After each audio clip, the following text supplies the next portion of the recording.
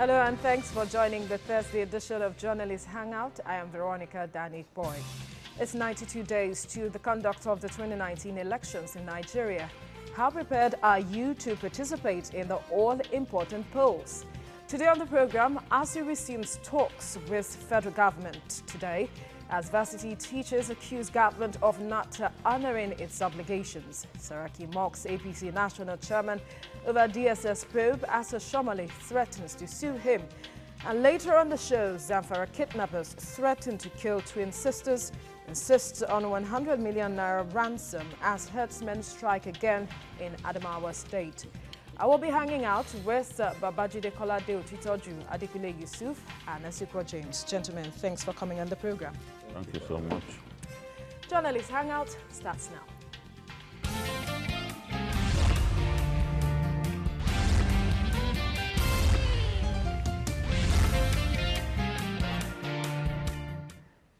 University lecturers have been on strike for more than a week, but respite seems to be on the way as the Academic Staff Union of Universities, ASU, is to resume talks with the federal government to commence negotiations on issues that gave rise to the ongoing strike.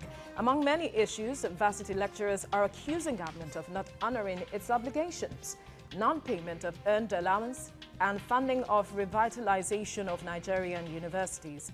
ASU President Professor Biodun Ogunyemi said lecturers were not optimistic about the outcome of the meeting because previous discussions spanning 16 months have been without any result. He wondered if public universities are not adequately funded, the situation on campuses may degenerate beyond the already poor quality of teaching and learning. Chide, there's a meeting happening now because, as we learned, it's supposed to be at about 1 o'clock or 1 p.m. Today.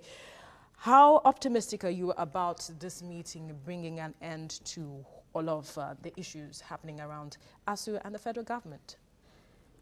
It's difficult to preempt the moves of the government, except if you are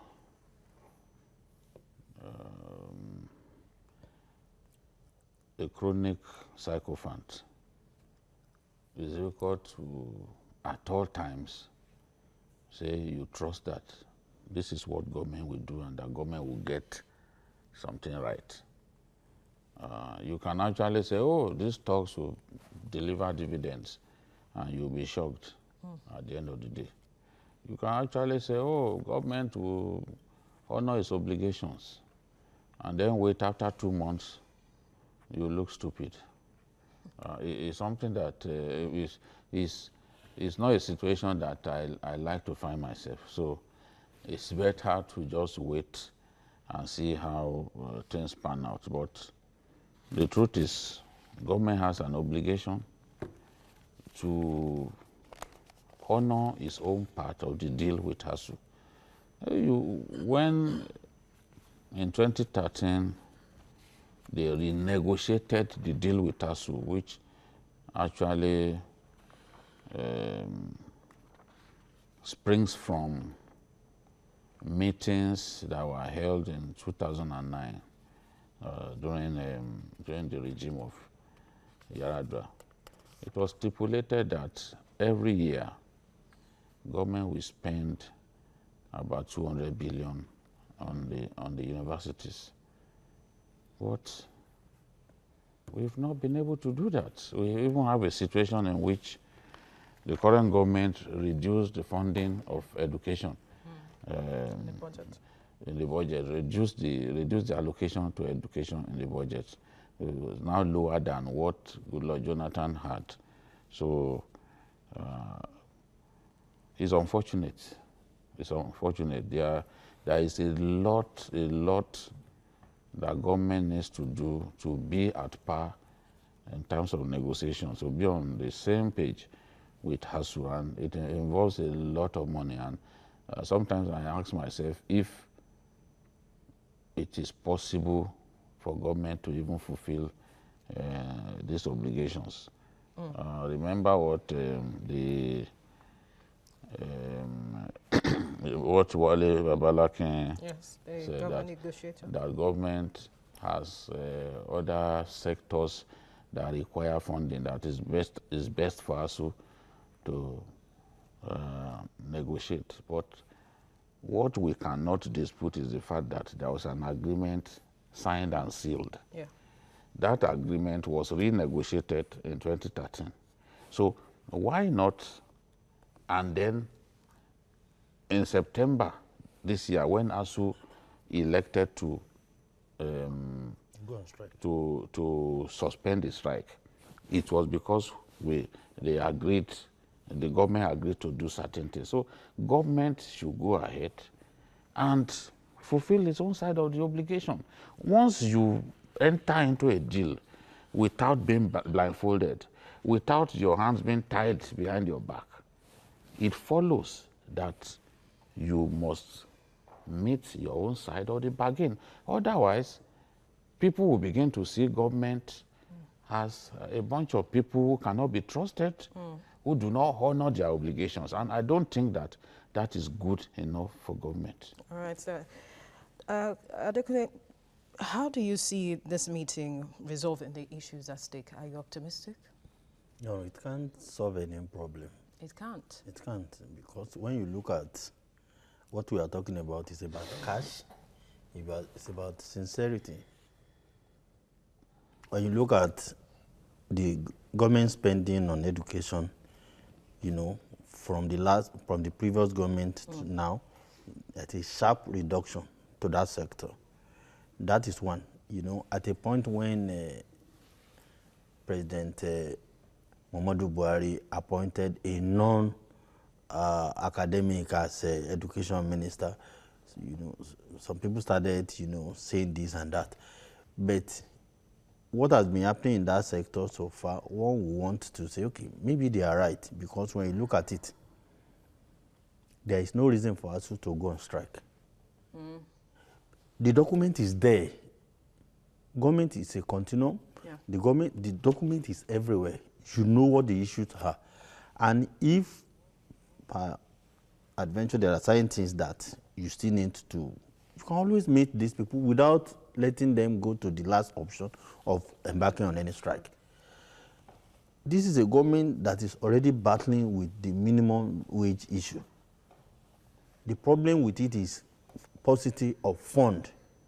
Now, when you are coming to ASU, universities, you know, public education in Nigeria, it's a lot of money. What ASU is demanding, I think you watch Babalakin when he was, what ASU is demanding to overhaul the entire, you know, tertiary education in Nigeria, you will need nothing less than 2 trillion. 2 trillion, that is impossible. Forget it. We can't get it. Because even as a country, we don't devote 2 trillion to capital expenditure in a year. So when you now look at the government wants people to have access to you know, tertiary education. The same government is unable to fund the same sector very well. So what do we do? Do we embrace, you know, the formula, you know, that works in other places? Which is you tax the parents. In terms of tuition, what we pay in Nigeria, our people go to neighboring countries to study. Unfortunately, you know, with university systems that are not even better than ours, see how much we pay. Because there's a lot of hypocrisy in Nigeria. When you have 8-year-old, 10-year-old child, you send them to private school, small private school. You pay a lot of money, some as high as 300,000, 500,000. But the same child, when he graduates from that level and enters a public university, our elite will say they cannot pay even 20,000. It should be free. We all, you know, contribute to the road. That's the point I wanted to make. From ASU, from government to parents to everybody. So you go to this meeting is not about what's the problem, it's about cash. Where is the fund? But Asoko, we already know that what the demands are for ASU. So if from what Adekunle is saying, that it is impossible to, meet this demand of the amount ASU is talking about. Do you see ASU shifting ground since this is about renegotiating?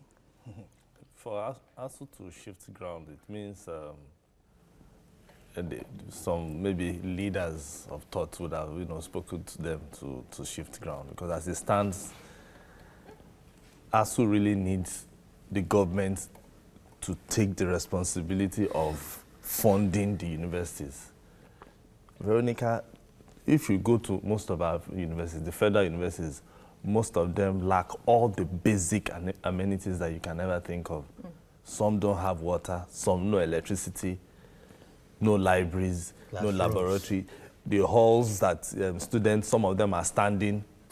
The lecturer can be like 1 kilometer away, and the students are somewhere, they are not even listening because everywhere will be noisy. They don't have public address system, So these are some of the issues that ASU is trying to bring up, so that the federal government will look at it holistically and approach the issue.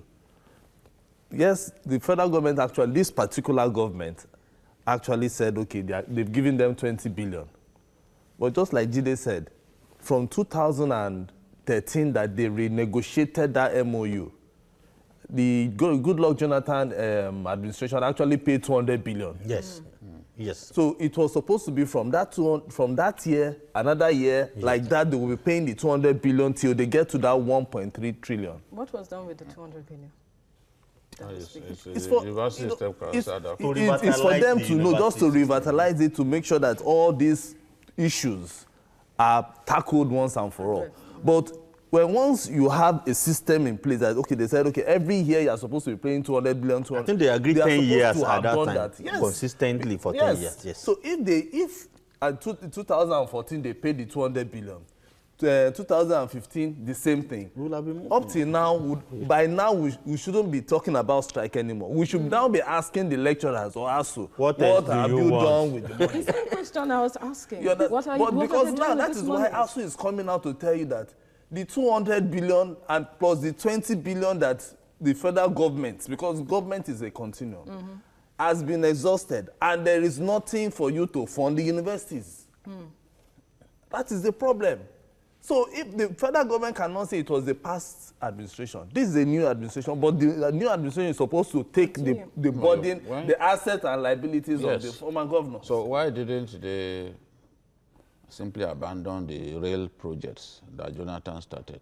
Or Lagos Ibadan. Or Lagos Ibadan Express. Yes, exactly. Even though they delayed the takeover. So the Lagos, the Abuja Kaduna rail project is a very successful project in the sense that the elites who fear being kidnapped on the most dangerous, highway in Nigeria's northwest. That's the Abuja Kaduna exit. The police have not been able to solve the problem of kidnapping on that. Even a serving colonel in the army was kidnapped and killed. Yes. So now, because we quickly finished that project, it was like 90% done before Jonathan. We came in, we finished it. Those elites who fear being kidnapped, they enter the train and go to Kaduna. Nobody wants to be arrested. They leave their convoys in Abuja. They enter the train. Nobody wants to be picked up by some stupid boys. So this is what is happening. The same elite will send their children to school. Government is a continuum. You see, the issue of school, sending children abroad, it is for those who can afford it. The rest of us, we are a product of a public school from beginning to the end. I'm a product of public schools from beginning to the end. And my two parents were teachers in public schools. They didn't teach in any private institution. And that was when teachers were even valued more than people working in oil companies, more than bankers. Bankers, yes. We have to return to the way it is in some countries of the world. Look at a place like Germany. Why are they constantly coming up with inventions? Because so much accent is placed on education. I remember the former Prime Minister of Australia, when they asked him, tell us your priority. The 3 items. He said education, education, education. Because it is that education. kind of priority here? That is what we should do. That is what we should do. But looking at even how much we set aside for education in our budget, you will know the extent of our ambition. We are just not serious. So this is the thing. Teachers are paid heavily in Germany. Who says that we cannot copy these countries? If we want to be like them, we will copy them. But our leaders go abroad, they go everywhere, speak excellent English, but the good things that they see in those places, they refuse to bring here. They refuse to come and implement those things here. But they will speak English like as if they are the creators of the language. No, we just have to tell ourselves that this has to stop. Go to your own university. If you went to university during my generation, of course you are a small girl, go to the university that I went to, and when you now see what's on ground, the decay, the manifest decay, you'll be ashamed. Exactly. Even as a little boy in those days when we used to go to Ibadan, because we had family friends in UI, you enter UI. You see the well-manicured lawns. Yeah. And you tell yourself, oh, one day I will get into a university. And it's like that everywhere. As a student of the University of Ilorin, I had pen pals in Uniben. I used to travel, without the knowledge of my parents. I used to travel to Benin to play with my pen pals. Those they would write letters. I will see my pen pals. I will see how beautiful Uniben. You see Uniben. You see the lecture theater. Is it possible to return to this past glories? Can we return? Can we revitalize our system to that level? That's what funding seeks can address. Unfortunately, with the level of decay, the crop of leaders we have now, I don't think so. Because they've never shown any inclination towards revitalizing. They don't even believe they know the problems. They just pretend. Look at the funding for health and for education. Then you know whether a government is serious or is not serious. Those 2 sectors, they matter so much. Unfortunately, when we all talk about ASU and people abuse or criticize ASU, do you know the irony of it? There would have been no university system in Nigeria today without ASU. Unfortunately, when they succeed in getting anything from government, ASU does not manage the fund. It is political appointees of government who always oppose ASU that the one managing this fund. They are always the beneficiaries of this fund. But in Nigeria, when we look at ASU, their own instrument, they are always going on strike. We owe the current system to them. If not, by now there would have been no university system in Nigeria. Look at what Kadifayemi said abroad. Okay. Look at that. That's an entry-level professor, Hans, higher than him. Exactly. And of course, ASU has debunked that to earn Kadifayemi's salary, you must have been a prof for 10 years. Do we even need to talk about these things? That's one of our respected ones. That's our leader. That's one of our leaders. That's our leader. But then, okay, go ahead. Because even in the UK, which we copy, because most of our leaders go to these countries, and they send their children to these countries, these universities that are abroad.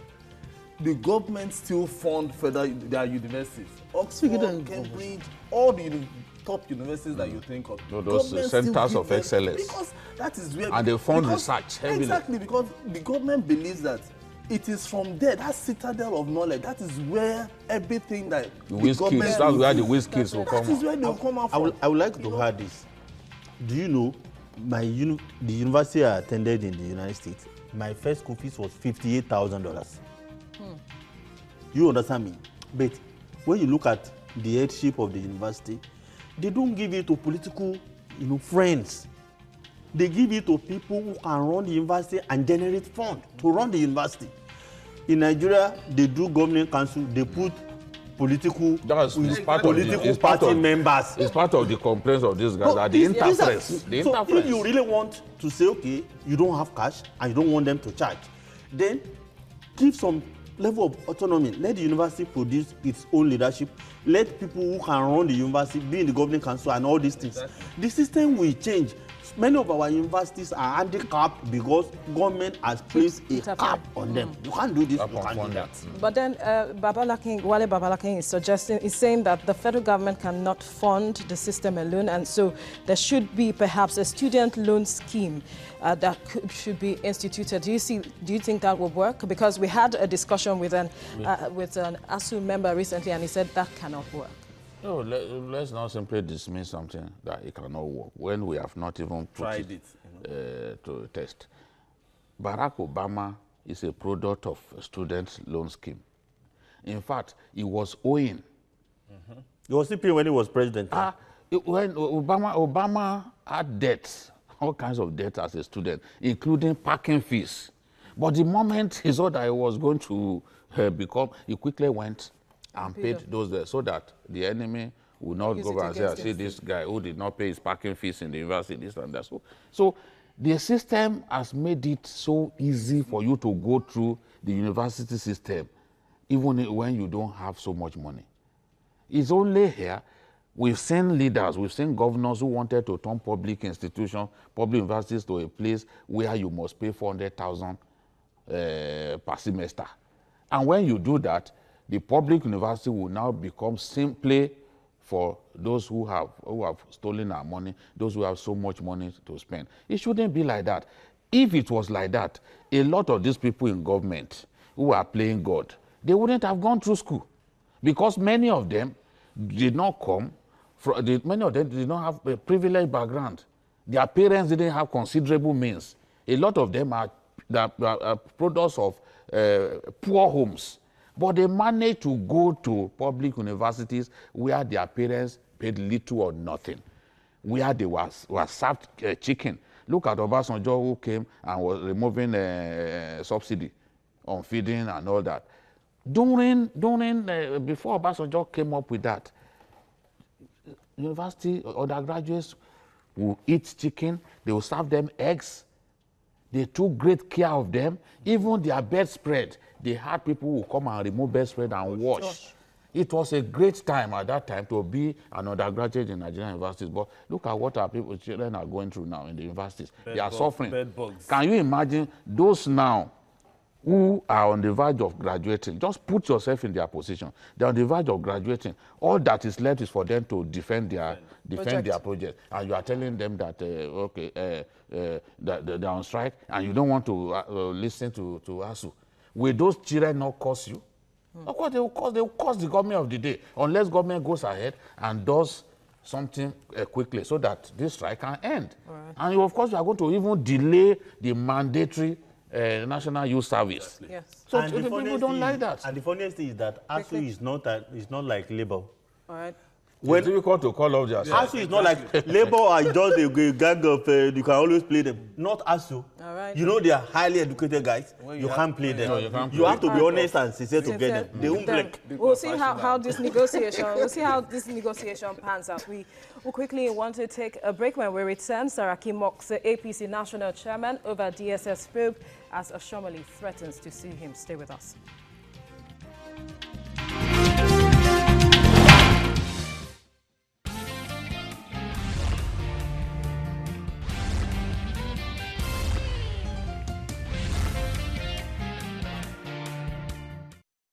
It's a season of politics in Nigeria, and political battles are taking different shapes. The recent debacle of the national chairman of the All Progressives Congress, Adams Oshomole, with the DSS over alleged bribe-taking has been attracting criticism from different quarters. Senate President Bukola Saraki is the latest to throw jibes at Oshomole, whom Saraki described as lacking in capacity to occupy the office of the national chairman of any party. He further said the former Edo governor has lost the moral right to participate in politics. But Oshomole has decided to take the battle to the court and has vowed to sue Saraki over the comment. Now, the question on the lips of many today is that where does Bukola Saraki have the moral grounds to make such a statement towards Adams Oshomole? No, especially when he has not come up with proof that Adams has been collecting money from candidates and all that.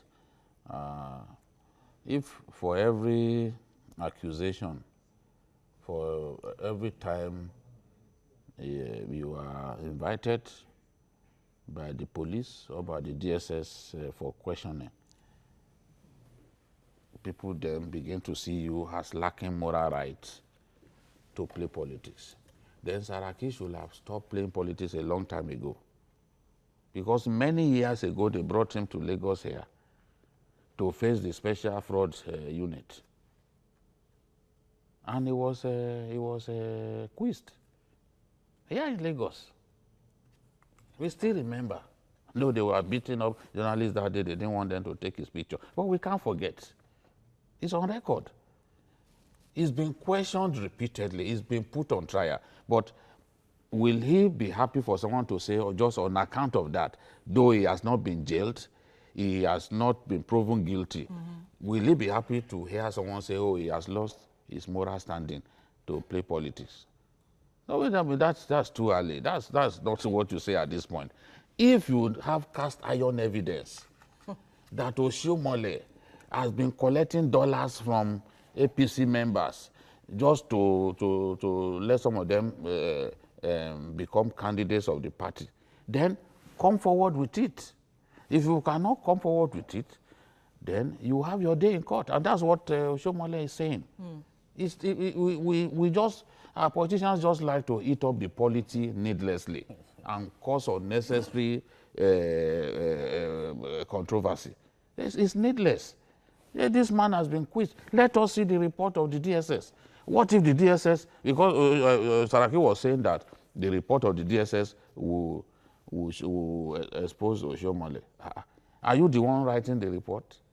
What if they come up with a report that gives him a clean bill of health? What will you say? You lose face. So it's too early.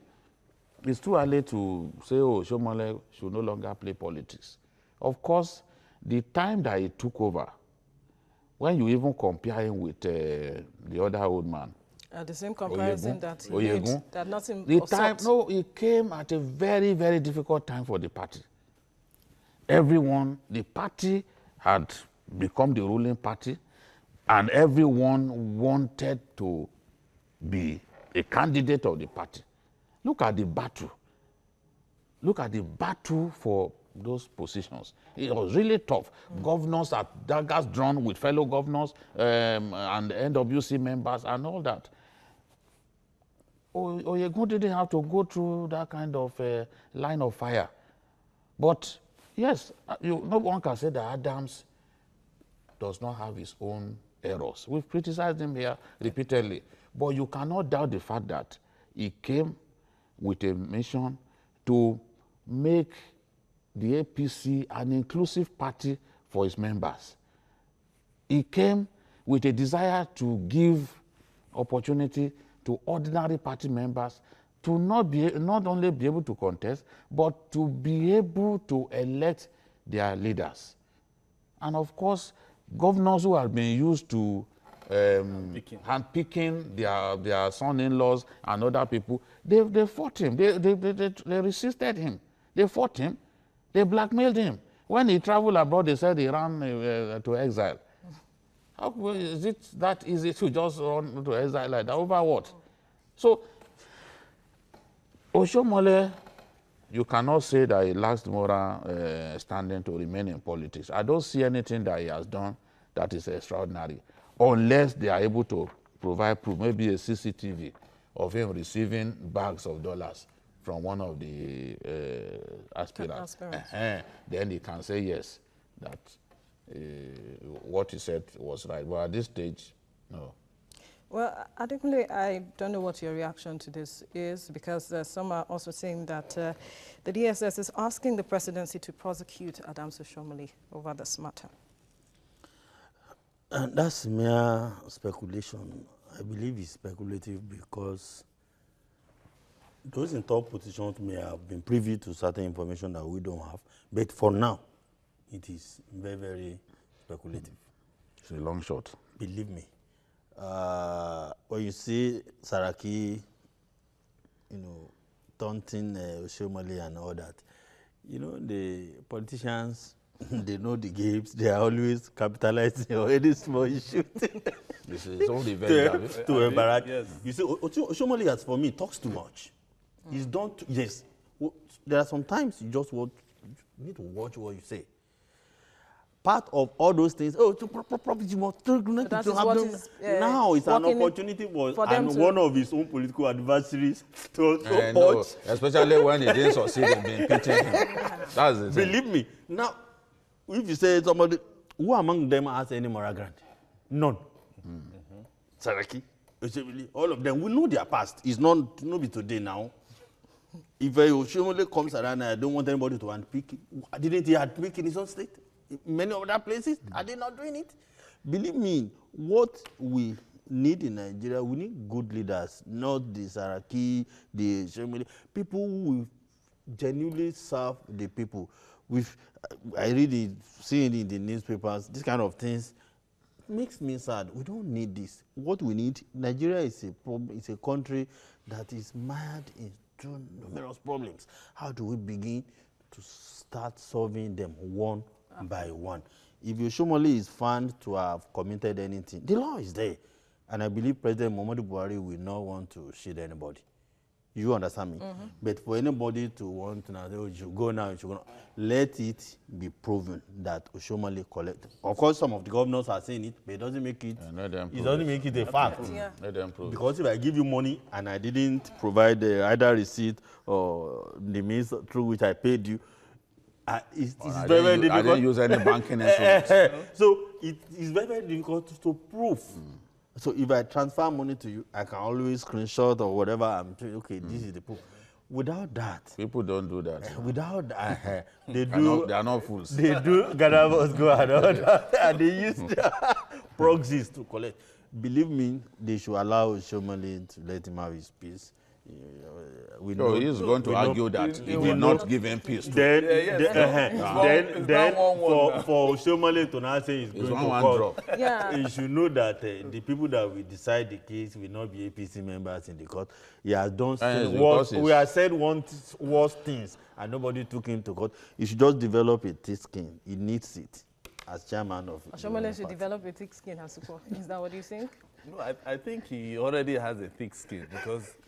When the rumor was in town that he has gone on exile, he came back and abused them thoroughly. And abused again. When they abuse him today, he will turn back today to reply them. That's not thick skin. And the way he was even answering. That's not thick skin. No, that's not. His own. He believes that is good. That is when it comes to hurling insults. He's good. He's as good as anybody. Yes. So when you insult him, he will take his time and give it back to you. No, the one with either Musu or Korocha is the following day that we do. Do it today or at night. If he has the time, he will call journalists. He always has those responses to all of them. So like this one, if you notice the way he responded to Saraki, it was so detailed. But I know why. Even yesterday when Saraki was talking, he was smiling. Yeah. Yes, he's happy. I have. He's happy. It's my turn now. Yes, it's my turn. It's good. It's my turn. And then he responded, though through his media aid. But I know that the day he will have his opportunity to one-on-one with reporters, we will see the grammar that we will be using. It won't be palatable at all, and it will be another thing. But he has challenged Saraki to bring evidence, which is what I want people to do. If you say somebody actually did one thing, provide evidence, because that is the only way that we can begin to trust. You can't just say, yes, he has been accused. No, bring the evidence, because both of them also have this moral burden, hanging around them. So Saraki cannot come and say somebody has no moral ground. Oshomole, the same thing. So, but now for this particular issue, Saraki should bring out evidence that okay, this man actually collected monies from aspirants, which he has not been able to prove. If he has, then let them bring. Then the DSS say and the rumors that okay, the presidency is angry and that. Those ones are speculations. They are all speculations because even yesterday or 2 days ago that we spoke with Oshomole, the man was feeling cool with himself. He wasn't looking as if he has any problem. He's unruffled. So one thing I know about him is if the president is not behind him, he won't even grant interviews. He won't. But he's so confident of himself that he's going to go ahead and do whatever he wants to do, and he's going to fight this battle. But whichever way, this issue has to be cleared, and Oshomole's name has to be cleared because of the issue of trust that we mentioned. Nigerians are watching and waiting to see how the party reacts or resolves all of this. What would you expect, really? The party. Who is the party? It's Oshomole and the NWC. They are the ones who will, and I don't see anything extraordinary that will happen. You see, the president supports the national chairman of his party. People like Asiwaju Bola Ahmed Tinubu are firmly behind him. Yes. So even if you have those two individuals behind you, you will feel really, really confident that, look, you are in the right company. So this is it. And when other people harass you, the Sarakis of this world harass you, of course Saraki has every right to harass him. Because he too harassed Saraki, called in names, he addressed the press conference and spoke for 1 whole hour, one uninterrupted hour, where he was promising that he will impeach Saraki. So Saraki now, having escaped impeachment, will now feel in a position of strength to take pot shots at the man who ridiculed him, who said he was going to impeach him. That's exactly what he's doing. And you see the sarcasm on his face. You see he was laughing when he was saying it. That, he serves him right. He serves him right. Naim saying go remove me the other day.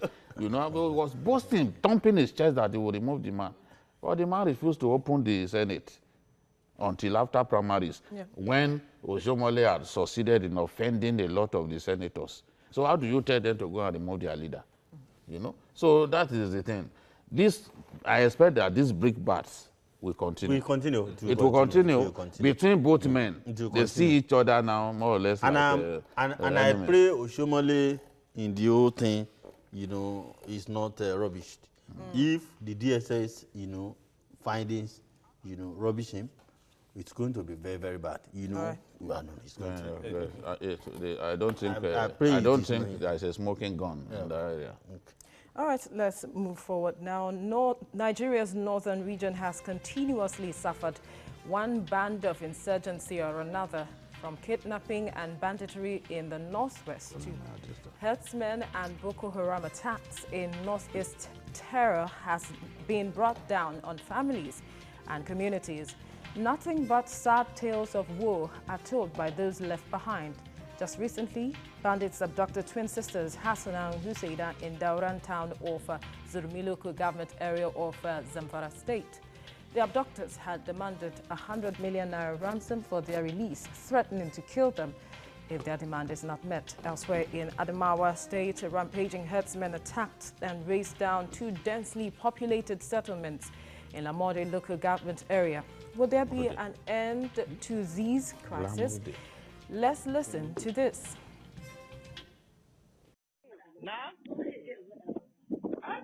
Hello? Ina kwanan ku? Husaina ce. Husaina ya jiki? An ce ba ki laya. Ni ka damun ki? Ciwon kai ne. Ciwon kai? Shi ɗaya ka damun ki? Ya Ibrahim wallahi muna cikin matsala sun kusa kashe ku. Sun kusa kashe ku? Subhanallah. Wallahi kullum da za a ce sun ba mu kari ya Allah ya muka buyatar da mu. Oh Husaina wallahi muna nan muna iya kai kuɗin ne wallahi har yanzu. Ko da an yanke wasu mutane gaban mu wallahi kashewa su kai. Kashewa su kai sun yanke wasu gaban ku jiya? Subhanallahi inna lillahi inna ilaihi raji'un. To Husaina kin sha magani an baki dan magani? Babu magani ba kuma kullum yin wa muka zama ita. To Allah ya sauka ina Hassanat. Da Allah ku samu taimako ko ga mutane ya samu kuɗin a kawo. Wallahi muna nan muna bi taimako. Kana ji? Ina jin ka. Ka ji dai magana ban kwana da kai da kanuwar ka yau ko? Magana ban kwana? Kware kau, ai ta waɗa ji abun da. Ta gaya min. To wallahi da to kai tun da kai iska ne su ma za mu kashe su. Sai za mu kashe guda mun bar guda sauka guda. Za mu kashe guda. Za ku kashe guda? Za mu kashe guda yau za mu bar guda ba. Hello, ina jin ka. Yau za mu kashe guda za mu bar guda cikin yan bildin. Shin mai gida na gaya ma a kuɗin nan da haka magana ba mu da su wai me yasa ba ka kuma ba kiran su kuke ka da wata ma mu kuma ba kiran su kuke ka da kashewa wannan kuɗin da ka je wa ke. To Allah ya sauka. The voice of the kidnappers, they're speaking with the parents of the kidnapped twins, I believe. Demanding ransom. Ransom, and that they will kill the girls. Yes. The guy said they were going to kill one of them, at least to show that they are serious in their demand for 100 million ransom. You see these girls, pretty identical twins, and they were going for a wedding when they were kidnapped. Look at them, and you are asking for 100 million for these girls. Where are their relations going to find 100 million to pay these kidnappers? Are they governor's daughters? They are not. Where are they going to find the 100 million? And these girls have been with them for some time. Because since last month. They've been with them, by now it should be well over a month that they've been with them. And they're supposed to get married in December. So, I really don't know if you, and the guy had the guts to say, look, we are going to kill one of them. And Usena was saying, look, I have headache. And the man who was talking to her on the phone said, have you taken medicines? And she said, no, that every day we starve. They do not give us food, we are starving. You can hear that she was crying.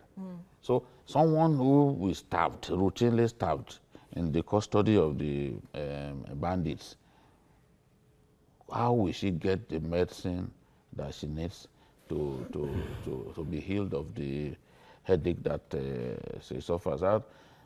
She also said that her sister was locked up somewhere.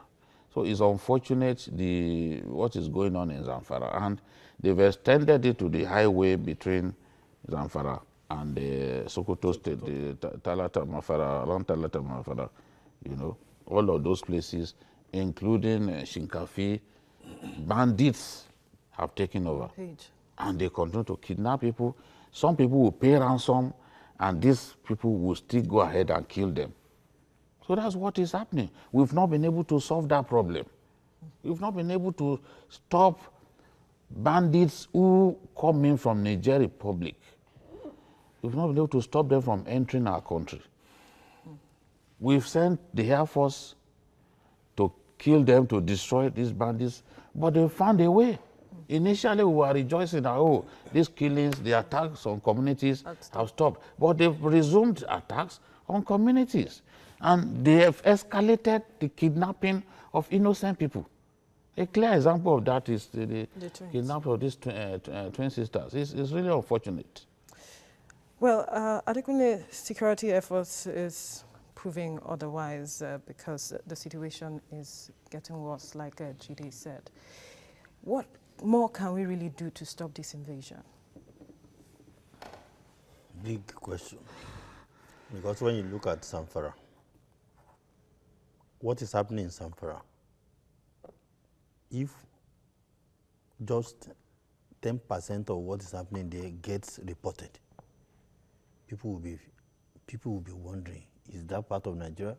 When you go to Zamfara, you have very little media presence. I don't want to say zero media presence. So you have most of what happens there hardly, get into the news. Every month, they kidnap people. They don't kidnap local government chairman, they kidnap customs officers, they kidnap councillors, they kidnap And when they kidnap, of course, this is the case that is trying to draw attention because of what is the way out? Good governance. We don't have it. How do you mean? There's a governor in that state, the presidency. The two levels of government did not do enough, because this is not a problem that started yesterday. This is a problem that has been on for more than 2 years. And you have not been able to do anything except you lament votes from the governor to the federal government. It's lamentation. Or you send Air Force today. These boys keep, terrorizing the people. If they are not cattle rustlers, they are kidnappers, they are all of this. I ask why these things continue. Sometimes we would say, we've said it on this program, change the chief, the security agencies, do this, do that. Maybe that may work. But since the government at the center has never considered that an option, what do we do? Kidnapping has been, before we used to think it's Niger Delta. No, not anymore. The hotbed of kidnapping in Nigeria today is Zamfara State. As we speak, maybe they are kidnapping some people. They are kidnapping even Chinese people in Zamfara. Go and look at it almost all the time. And if you have relatives in Zamfara, call them. So why do we continue this? Why does, I don't even know the best way to handle it other than good governance. You say people coming from elsewhere. What of the ones within? The enemies outside, what of the ones within? We have not been able to stop the ones within. Then the ones coming from outside, we keep our borders porous open for them to always come in. They do the havoc and they go back. The ones we didn't do and they go into the forest. We can't continue this way. Obviously, we can't continue this way. Exactly. That sound I just heard, that audio was so heart-wrenching, honestly, because this is not... many people will say this is not the country that we used to pray for. And anytime you are singing the national anthem, and saying the pledge, we're always very proud to say that we are Nigerians. When once things like this happen, you begin to wonder if we still have a government in place, a government that will be able to step in at all times when you are in a very tight corner, and I wonder what the parents of these twin sisters would be feeling and going through right now. We know of the Chibok girls. It has come and gone. Nobody's even talking about them anymore. It doesn't go. Same with Leah Sheribo. Nobody's talking about that. And then this one now, we are counting days already. Since September. And then this is the same state that the governor has been going to Abuja every day, and is even the chairman of the Nigeria Governors Forum. There's no day that I've heard him saying that, guys, I have a problem, and we need to solve the problem in my state. So does that mean he's at the time, he even threatened to, resign. Something like, I'm no longer voice of resignation, something like that. No, he got overwhelmed. But maybe that one was just no, because he said, many times the security they will call security, they won't respond. So that they don't take instructions from him and all that. So but the thing is, Zamfara, just like you have said, is a hotbed of kidnappers. And we need to be getting information. And they are very ruthless about it. Every day. We need to know what is happening so that we'll be able to assist. Because the people there, I just wonder how the state will look like. Because anywhere that is insecure, you can never see development there. It is just certain. And people have fled a lot of so many people, as it stands today, residents who used to travel far distances, moving from one place to the other in Zamfara, they can't. So if the state governor is collecting allocation, where is he actually what is he doing with it? And where is the development going into? That is some of the things people will begin to ask. So if he has this problem, we are supposed to start asking those questions, or he's supposed to ask for assistance. All right. He has said the federal government should help, but we need to get information, make more information about what is happening to the Zamfara. All right, let's not forget Adamawa too having the situation, herdsmen attacks. Yes, the thing is, before we talk about that, let's see, we cannot make this simply Yari's problem. It has gone beyond the governor of Zamfara State. The federal government has to come up with a strategy to defeat this problem. And the Minister of Defense is from Zamfara State. Yes, exactly. He's from Zamfara, and this is happening. It's true. There was a time that they said they were going to set up a military base in that place, a kind of rapid response outfit that will address this problem. But we still haven't found a way to solve the problem. It's like those guys are smarter than the rest of us. Because if the president went to that place and he promised them that he will solve the problem. But we still have that problem. This problem had been there even long before Buhari took over. The problem of kidnapping and banditry. No, it wasn't rampant in Zamfara before. It had been there, because I've sent people there to do stories before. A lot of those stories, a lot of the things happening there don't get reported. How many people knew, for example, that the day Goodluck Jonathan went to Katsina State, that 120 persons were killed by bandits on that day? This problem had been there for long. So we can't continue to watch our people being killed. Government, the President Buhari, as the commander-in-chief, must sit with his service chiefs and draw up a plan to make Nigeria safer than it is at the moment.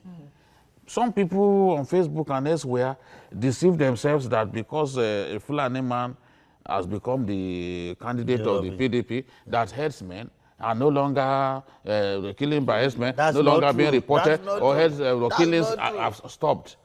Of course, in Adamawa State, It happened again. they are still killing. And that is the thing. In Lamru, the local government, they killed people, they rendered hundreds of people homeless. So, so the problems remain. Let's not deceive ourselves. You hear that, oh, it's politicians who are behind it. It is simply criminal activities by bandits who do not want to look for any other means of making money. Exactly. It's as simple as that. So we should start deceiving ourselves. Are we going to say it's politicians who are behind the killings in Zamfara and the kidnapping? So let's us address the problem and stop deceiving ourselves with all kinds of conspiracy theories. It doesn't make me happy as a Nigerian to see the way they are killing people, especially in northern Nigeria. It's crazy. Especially the states that the Minister for Defense is from. Yeah, gentlemen, I'm afraid we've run out of time. We cannot continue the discussion, but I must thank you for your contributions so far on the program. Well, that's all on Journalist Hangout. Join us tomorrow for another episode of the program. You can also watch Journalist Hangout on other platforms showing on the screen and on YouTube at youtube.com/TVC News Nigeria. Our feedback channel is Journalist Hangout at tvcnews.tv. I'm Veronica Dani Boy. Bye for now. God bless Nigeria.